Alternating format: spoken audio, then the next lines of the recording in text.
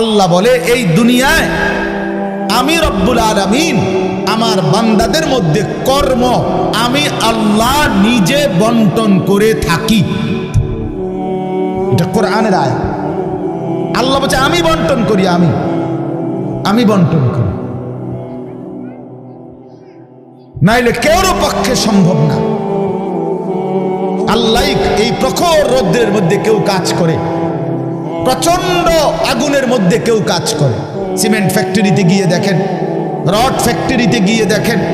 আমি একবার চুন ফ্যাক্টরিতে গেছি, চুন বানায় যে, ওইখানে দেখছি ছাতক সিলেট, এই যে মানুষে পানের লগে চুন খায় যে, এটি আল্লাহু আকবার, আমার কাছে মনে হচ্ছে এটা জাহান্নামের টুকরা। আগুন কাকে বলে? এত তীব্র প্রখর আগুন।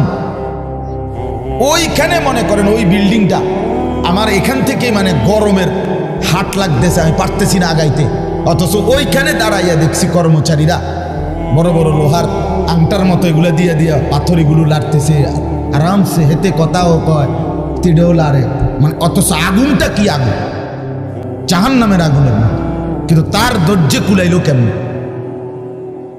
আল্লাহ বলেন এটা আমি বন্টন করি, আমি এই দুনিয়ার কর্ম বন্টন করি, ফলে এই দুনিয়ার এই স্বাভাবিকতা ভারসাম্য টিকে আছে। আমরা আল্লাহর সাথে বেশি তুচ্ছ অবজ্ঞা করছি, আমরা জানি না আমাদের শেষ পরিণতি কি। ওমা কাদারুল্লাহ হাক্কা কদরি, আল্লাহ বলছে বান্দা তোমরা আমাকে যথোপযুক্ত কদর করলা না। আসসামাওয়াতু মাতবিয়াতুম বিয়ামিনি, আল্লাহ বলে জানো বান্দা আমি সেই আল্লাহ যে চাইলে এক সেকেন্ডে এই 7 আসমান একটা পলকের মধ্যে মিনিটের ভিতরে গুটাইয়া আমি আমার কুদরতি হাতে নিয়ে আসতে পারি। তুমি কোন নেতার উপরে ভরসা করে অহংকারী করছো? কিসের? তোমার এই বিল্ডিং না, তোমার এই টাইলস, তোমার এই 5 তারার ফাইলিং, তোমার এই ইঞ্জিনিয়ারের নিশ্চয়তা, আপনার এই সয়েল টেস্ট রিপোর্ট, এটার উপরে ভরসা করে আপনি অহংকার করছেন না? স্বামী বিদেশ, এ কারণে মা বোন বাজারে ঘুরছেন না? বাস্তবাদের ছেলেরা, তোমাদের বাবা কিছু টাকা রোজগার করছে, এই কারণে জিন্দেগি এভাবে ফেলে দিলা।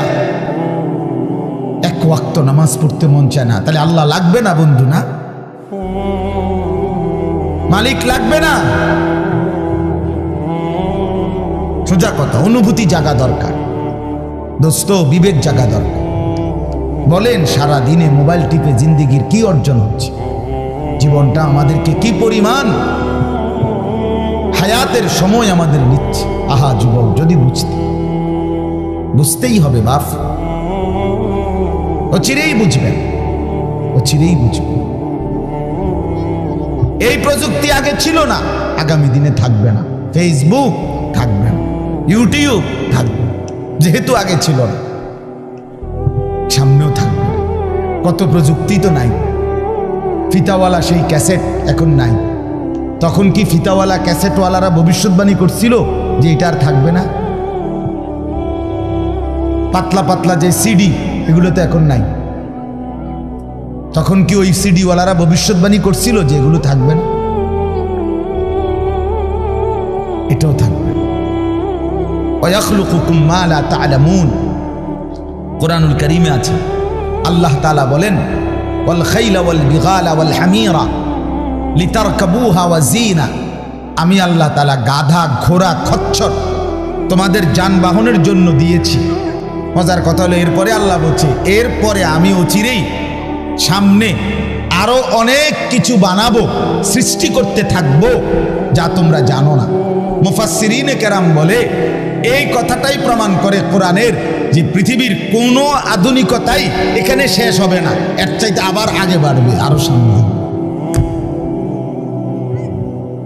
বুঝেন নাই কথাটা? আধুনিকতা এখানে শেষ, এখানে শেষ।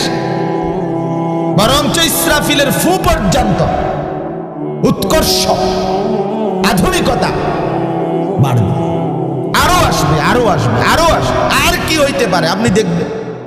আমার তো মনে আছে প্রথম যেদিন আমারে প্রথম 2-4 বার শুনাইছিল যে মোবাইলের মধ্যে ছবি দেখা যায় বিদেশ থেকে কথা কইলে, যিনি কথা কইতেছে, আমি হাসি দিয়ে উড়ে দূর বেটা বেউকুফ বেটা কি কস না কস, কিন্তু পরে দেখলাম এটা একটা ডায়লবার।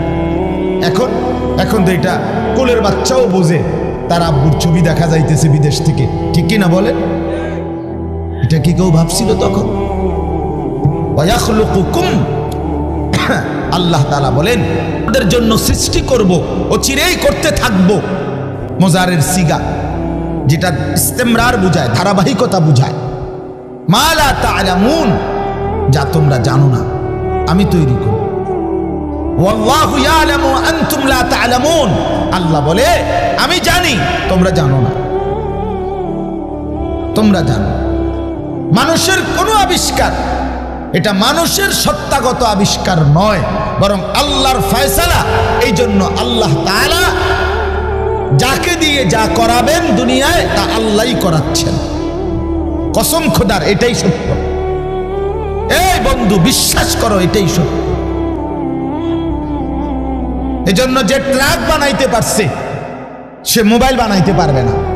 বলে তুমি এত বড় ট্রাকের মতো একটা এত বড় যন্ত্র মেশিন বানাইছো, একটা গাড়ি বানাইতে পারলে তো এই ছোট্ট মোবাইলটা তুমি বানাইতে পারতা না? সে পারবে না।